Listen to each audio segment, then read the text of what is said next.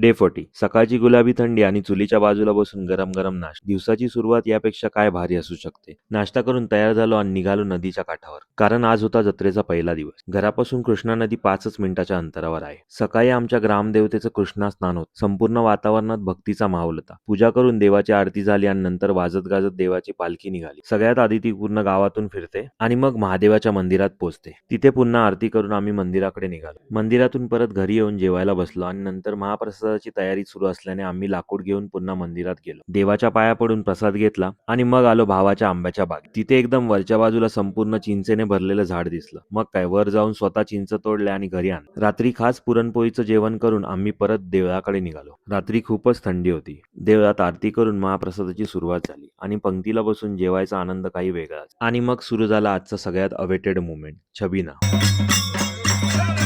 आणि ढोलाच्या तालावर संपूर्ण गाव नाचायला लागलं. गावकरी सगळे एकाच रिदम मध्ये होते. एकदम जबरदस्त एनर्जी होती. आणि आजचं खास आकर्षण, धनगरांचं गंजी नृत्य.